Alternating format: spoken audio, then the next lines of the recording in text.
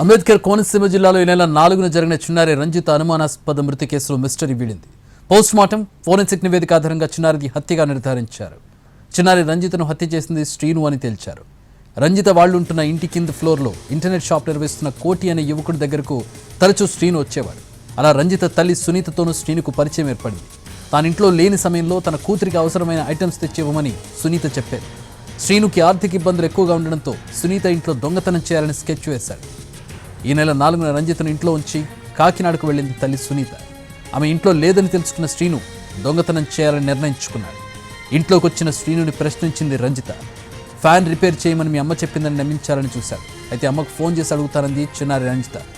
ఎక్కడ తల్లికి ఫోన్ చేస్తుందోనని మెడకు చున్నీ బిగించి హత్య చేసి ఫ్యాన్కే వేలాడదీసి వెళ్ళిపోయాడు. ఎవరికి అనుమానం రాకుండా విచారణ సమయంలో పోలీసులతో ఉన్నాడు. అంతేకాదు రంజిత హంతకులను పట్టుకోవాలంటూ సోషల్ మీడియాలోనూ డ్రామాలాడాడు. ఫోరెన్సిక్ నివేదిక ఆధారంగా శ్రీనుని హంతకుడిని తేల్చారు పోలీసులు.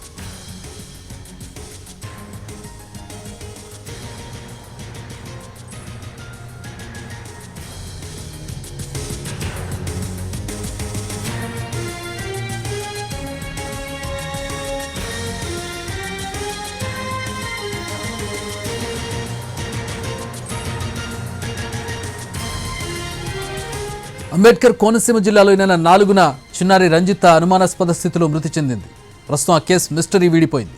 పోస్ట్మార్టం ఫోరెన్సిక్ నివేదిక ఆధారంగా చిన్నారిది హత్యగా నిర్ధారించారు. హత్య చేసింది శ్రీను అని తేల్చారు. రంజిత వాళ్ళుంటున్న ఇంటి కింది ఫ్లోర్లో ఇంటర్నెట్ షాప్ నిర్వహిస్తున్న కోటి అనే యువకుడి దగ్గరకు తరచూ శ్రీను వచ్చేవాడు. అలా రంజిత తల్లి సునీతను శ్రీనుకు పరిచయమైంది. తానింట్లో లేని సమయంలో తన కూతురికి అవసరమైన ఐటమ్స్ తెచ్చివ్వమని సునీత చెప్పారు. శ్రీనుకి ఆర్థిక ఇబ్బందులు ఎక్కువగా ఉండడంతో సునీత ఇంట్లో దొంగతనం చేయాలని స్కెచ్ వేశాడు. ఈ నెల 4న రంజితను ఇంట్లో ఉంచి కాకినాడకు వెళ్ళింది తల్లి సునీత. ఆమె ఇంట్లో లేదని తెలుసుకున్న శ్రీను దొంగతనం చేయాలని నిర్ణయించుకున్నాడు. ఇంట్లోకి వచ్చిన శ్రీనుని ప్రశ్నించింది రంజిత. ఫ్యాన్ రిపేర్ చేయమని మీ అమ్మ చెప్పిందని నమ్మించాలని చూశాడు. అయితే అమ్మకు ఫోన్ చేసి అడుగుతానంది చిన్నారి రంజిత. ఎక్కడ తల్లికి ఫోన్ చేస్తుందోనని మెడకు చున్నీ బిగించి హత్య చేసి ఫ్యాన్కే వేలాడదీసి వెళ్ళిపోయాడు. ఎవరికి అనుమానం రాకుండా విచారణ సమయంలో పోలీసులతో ఉన్నాడు. అంతేకాదు రంజిత హంతకులను పట్టుకోవాలంటూ సోషల్ మీడియాలోనూ డ్రామాలాడాడు. ఫోరెన్సిక్ నివేదిక ఆధారంగా శ్రీనునే హంతకుడిని తేల్చారు పోలీసులు.